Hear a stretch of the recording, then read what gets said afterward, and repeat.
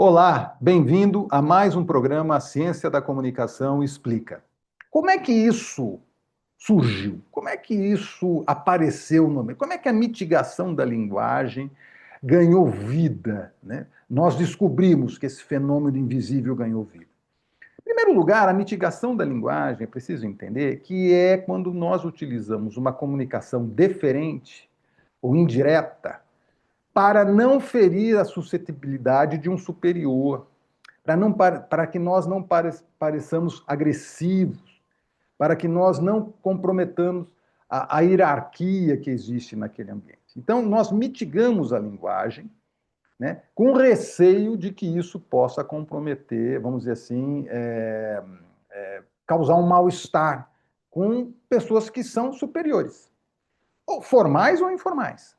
Então, às vezes, no ambiente, uma pessoa mais velha, a gente não quer causar uma suscetibilidade, a gente quer parecer educado, então a gente não fala da maneira como tem que falar, ou um superior mesmo, uma pessoa que tem um título, uma autoridade, mesmo que não seja superior ali a nosso formal, mas que nós entendemos dessa maneira. Então, dentro desse ambiente, nós fazemos o quê? Nós mitigamos a linguagem para, digamos assim, mantermos uma educação. E isso, né, esse tipo de problema, que parece inofensivo no ambiente social, em situações de crise e em ambientes de alta pressão, pode ser mortal. É o caso das cabines de aviões comerciais. Há um exemplo, né, que aconteceu de uma aeronave da Avianca,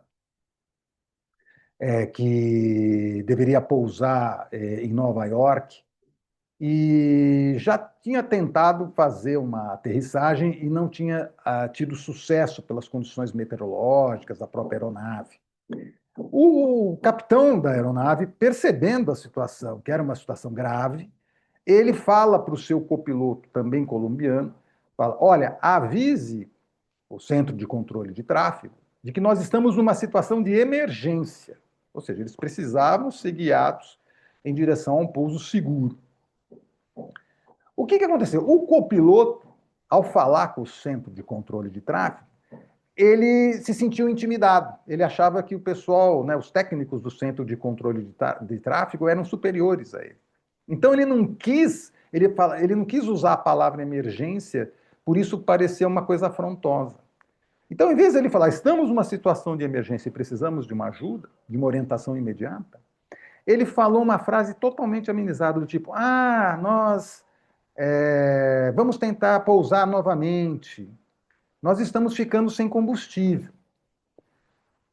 Depois dos relatórios, quando se questionou o controlador de tráfego que conversou com esse copiloto, falou assim: o que você entendeu desse comunicado desse copiloto colombiano? Ele falou: entendi que ele estava conversando coisas triviais.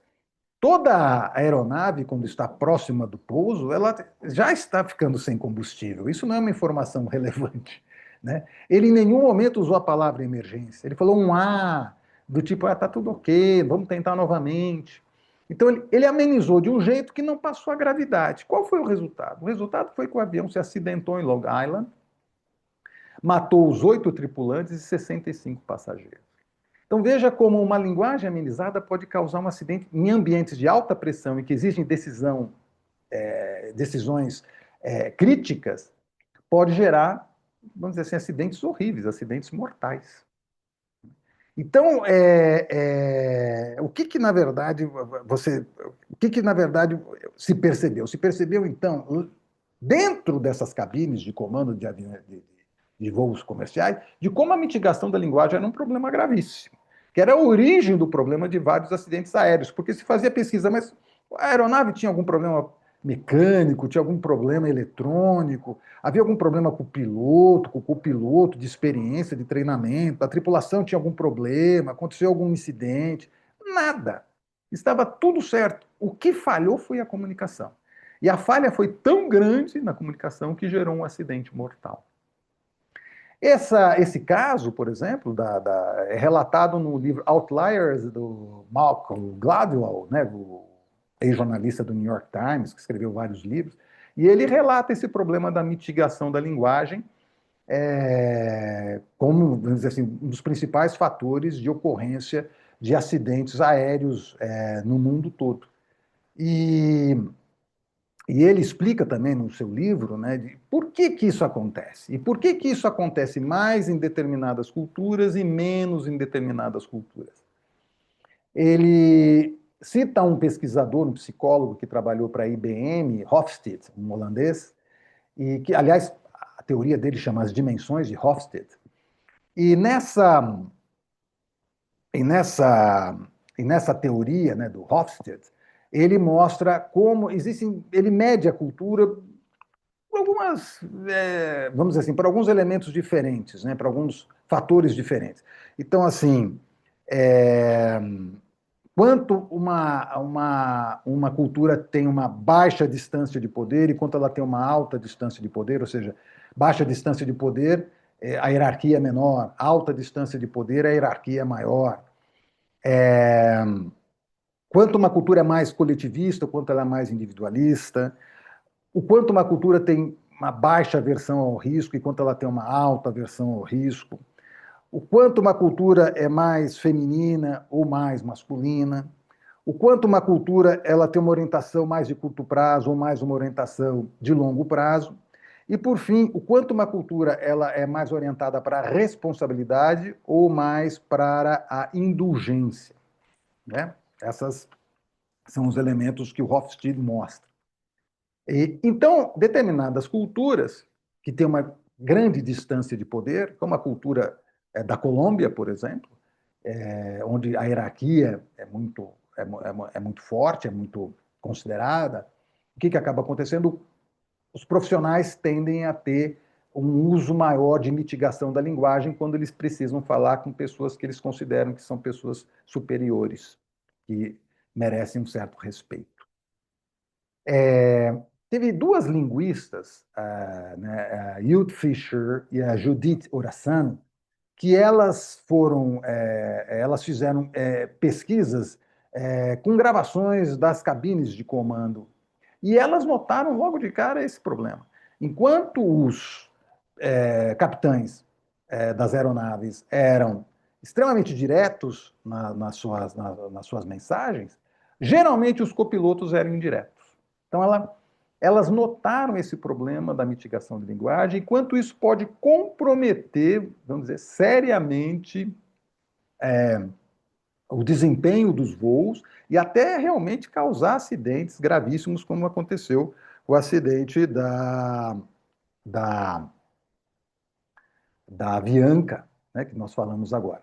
E como é que essas linguistas elas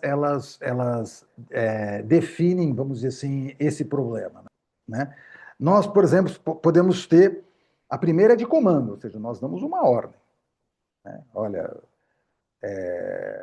capitão, precisamos arremeter agora a nossa aeronave. Ou seja, é claríssimo. Quase como se o copiloto estivesse dando uma ordem para o capitão. Depois tem uma advertência, quando é um alerta. Né? É um pouco mais suave, mas mantém um alerta. Capitão, estamos voando muito baixo. Ele não dá a ordem, mas ele deixa claro. Né? Depois nós temos a sugestão, que é um aviso. Ó, olha como cai. Cada vez vai mitigando mais. Você fala assim, não estamos na altura ideal. Então vai caindo. Não estamos na altura ideal. Como é que isso vai ser interpretado pelo capitão se ele ouvir isso? Mas a coisa pode piorar. Você pode falar, você pode indagar, você pode especular, falar, será que estamos numa altura ideal, capitão? Aí o capitão vai entender, ué, por que ele está me perguntando isso? Ou preferência. Você fala, capitão, preferia estar numa altura maior.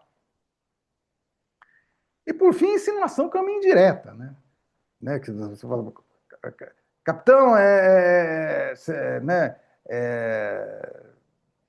consigo ver aqui, consigo ver o solo daqui. Quer dizer, o que ele quer dizer com isso? Então, você imagina que essas duas cientistas da comunicação, a Judith Fisher e a Judith Orasano, elas classificaram, então, essas 6 gradações de linguagem. Conforme ela vai caindo, menos eficaz, menos direta fica a sua comunicação. Então, Você dá um comando, depois você dá uma advertência, né? Depois você dá uma sugestão, depois você faz uma indagação, você demonstra uma preferência, até acabar numa insinuação. E conforme você vai caindo nessa, vamos dizer assim, nessa gradação de gravidade da mensagem, menos eficaz fica a sua mensagem, a sua comunicação. Menor fica a sua capacidade de influenciar. Menor fica a sua capacidade de alertar, de realmente de mostrar que aquela situação é crítica e precisa realmente de um comprometimento. Isso era tão crítico, isso foi tão importante que nos anos assim, 80 e 90, a aviação comercial, de maneira geral, foi muito afetada. Se descobriu-se posteriormente, né, que estava sendo muito afetada pela mitigação da linguagem. Boa parte dos acidentes e problemas que ocorriam nas cabines de comando dos aviões eram causados não por problemas operacionais, mecânicos, eletrônicos, não pelo problema de formação dos capitães ou dos copilotos, ou da tripulação em geral, mas pelos, por um simples problema de comunicação que não era tão simples assim, a mitigação da linguagem.